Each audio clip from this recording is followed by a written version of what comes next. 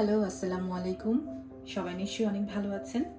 আমি সবসময় চেষ্টা করি এমন রেসিপি নিয়ে হাজির হতে যেটা সচরাচর সবাই ঘরের মধ্যে করতে পারেন। এমন কোনো ডিফারেন্ট ইনগ্রেডিয়েন্টস থাকে না যেটা অ্যাভেলেবল না বা যেটা খুঁজে পেতে অনেক সমস্যা হবে। সো আজকেও খুব ইজি এবং এমন একটা রেসিপি যেটা হয়তোবা অনেকেই বাসায় করেন, অনেকে না, হয়তোবা সবার বাসাতেই করা হয়, বাট যারা রান্নায় নতুন তাদের জন্য আজকের রেসিপি। সো আজকে আমি করে দেখাবো শিং মাছের ঝোল, যেটা টমেটো আলু দিয়ে। আমি এখানে মাছ কেটে ধুয়ে নিয়েছি। আমি চুলাটা অন করে নিচ্ছি। এটা গরম হতে হতে আমি একটু বলে দিই যে কি কি আমি ইনগ্রেডিয়েন্ট এখানে ইউজ করব। অবশ্যই আমাদের কুকিং অয়েল লাগবে, পেঁয়াজ, এখানে আমি রেখেছি আদা রসুন খুবই সামান্য, আপনারা দেখলেই বুঝতে পারবেন। আমি 4টা বড় শিং মাছ নিয়েছি, সেটার সাথে একদম হাফ টি স্পুন করে আদা, হাফ টি স্পুন রসুন। এখানে আছে হলুদ গুঁড়ো, মরিচ গুঁড়ো, জিরা গুঁড়ো এবং লবণ। আর এখানে নিয়েছি টমেটো কেটে নিয়েছি। আমি এখানে 3টা টমেটো কেটে নিয়েছি, 2টা আলু একটু মিডিয়াম থেকে বড়, একবারে বড় না, 2টা আলু কেটে নিয়েছি, কিছু ধনেপাতা কুচি নিয়েছি, আর কাঁচামরিচ আমি 2টা বড় কাঁচামরিচ মাঝখান থেকে ফালি করে নিয়েছি। এখানে তেল দিয়ে দিচ্ছি।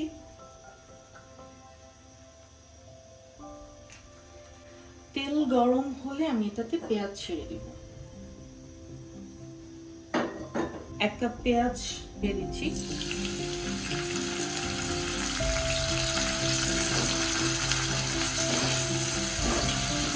পেঁয়াজটা আমরা একটু বাদামি করে ভেজে নেব।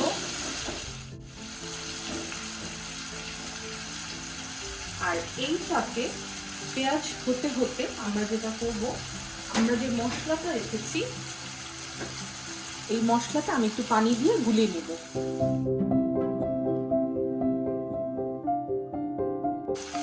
মরিচ গুঁড়োটা আমি নিজেই বাসায় করে নিয়েছি, শুকনো মরিচ কিনে গুঁড়ো করে নিয়েছি। জিরাটাও আমার বাসায় করা, আমি একটু গরম তেলে নিয়ে তারপর সেটাকে গুঁড়ো করেছি। চেষ্টা করবেন যদি সময় সুযোগ সেভাবে হয় আপনাদের। আসলে এগুলো অনেক ঝামেলার এবং খুব টাইম কনজিউমিং কাজ মশলা গুঁড়ো করা, বাট আপনারা ট্রাই করবেন বাসায় করার যদি পসিবল হয়। আমি পেস্ট করে রাখলাম, এটা আমি সাইডে রেখে দিচ্ছি, এটা একটু পরে ইউজ করব। অপেক্ষা করবো পেঁয়াজ বাদামি হওয়া পর্যন্ত।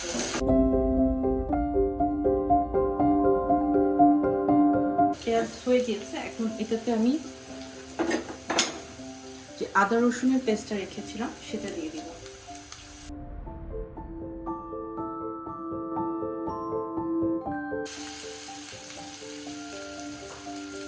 এবার এখানে যে মশলাটা করে রেখেছি তা দিয়ে দিব। 1.5 চামচ হচ্ছে হলুদ গুঁড়ো, 1.5 চামচ মরিচ গুঁড়ো, আর 1 চামচ জিরা গুঁড়ো যেটা সেটা, আর স্বাদ অনুযায়ী লবণ। লবণটা অনেকেই কম খায়, অনেকেই বেশি খায়, আপনাদের টেস্ট ওয়াইজ দেবেন।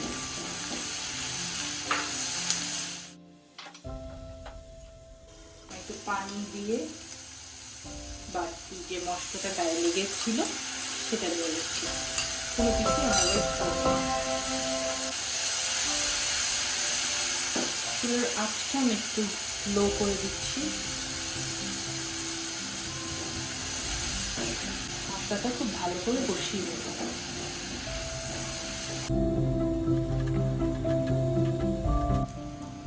দেখতেই পাচ্ছেন তেলটা উপরে উঠে এসেছে, এর মানে মশলা কষানো হয়ে গিয়েছে।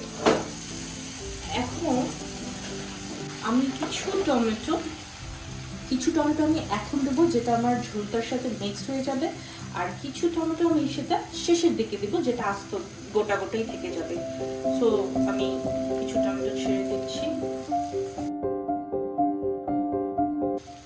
এখন দেয়ার মেইন রিজন হচ্ছে এই টমেটোগুলো ঝোলের সাথে, আমার এই মশলার সাথে একদম মিশে যাবে।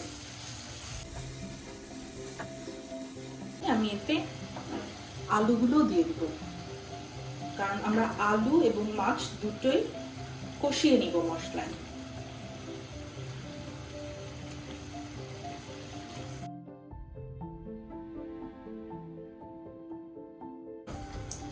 আলুটা একটু সেদ্ধ হয়ে আসলে তারপর আমি তাতে মাছ দিয়ে মাছটাকেও কষিয়ে নিব।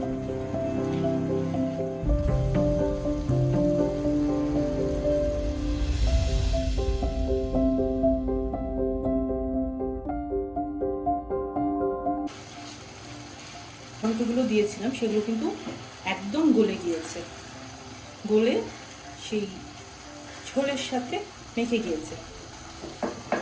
এখন আমি এতে ছেড়ে দিব মাছগুলো।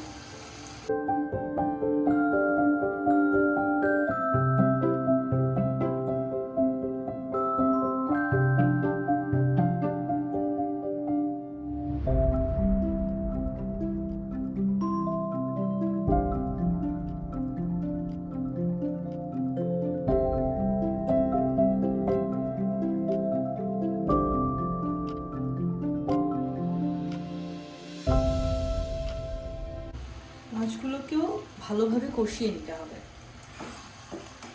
শিং মাছের একটা ভালো দিক হচ্ছে এটাকে একটু সময় নিয়ে কষানো যায়।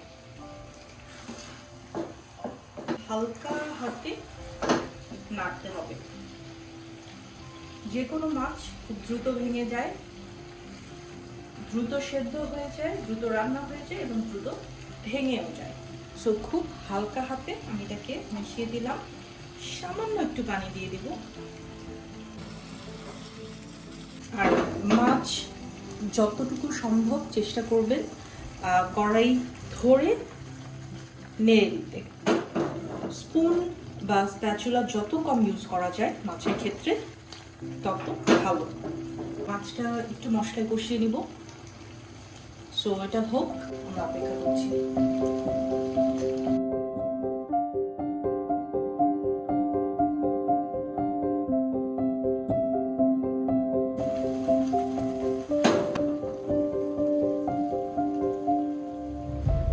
মাছ দেওয়ার পর একদমই ঢেকে দিবেন না, ঢেকে দিলে মাছটা দ্রুত সেদ্ধ হয়ে ভেঙে যাবে। প্রায় 5 থেকে 7 মিনিট পর এখন আমি এতে বাকি টমেটোগুলো দিয়ে দিব। কাঁচামরিচ, এখানে 4টে কাঁচামরিচ, 4টে না, এখানে 2টো কাঁচামরিচ যেটাকে আমি 4 ফালি করে দিচ্ছি সেটা দিয়ে দিব। আর যতটুকু আমরা ঝোল করতে চাই সে পরিমাণ পানি দিয়ে দিব। খুব হালকা হাতে কড়াইয়ের নিচে খুব হালকা হাতে নিয়ে নিচ্ছি।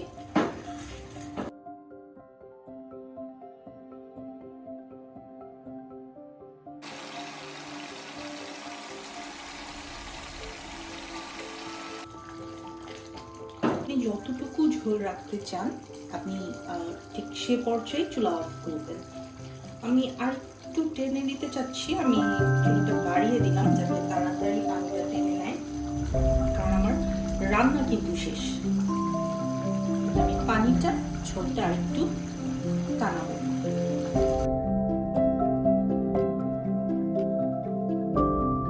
আমার রান্না পুরোপুরি শেষ। লাস্ট একটা কাজ, সেটা হচ্ছে এই যে আমরা এখানে ধনিয়া পাতা রেখেছিলাম, এই ধনিয়া পাতাটা দিয়ে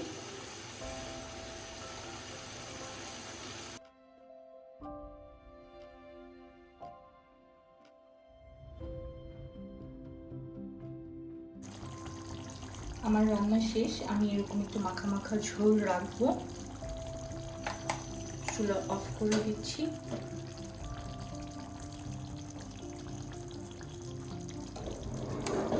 তৈরি হয়ে গেল আমার আলু টমেটো দিয়ে শিং মাছের ঝোল। আপনারা বাসায় অবশ্যই করবেন। অনেকেই করে, অলমোস্ট সবার বাসাতেই এটা রান্না হয়।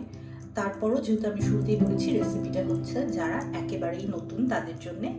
সো যারা এখনও এটা করেননি অবশ্যই এটা রান্না করবেন এবং আমাকে অবশ্যই জানাবেন খেয়ে কেমন লাগলো। সবাই ভালো থাকবেন, আমার জন্য দোয়া করবেন। আল্লাহ আপনাদের সবাইকে ভালো রাখুক। আল্লাহ হাফেজ।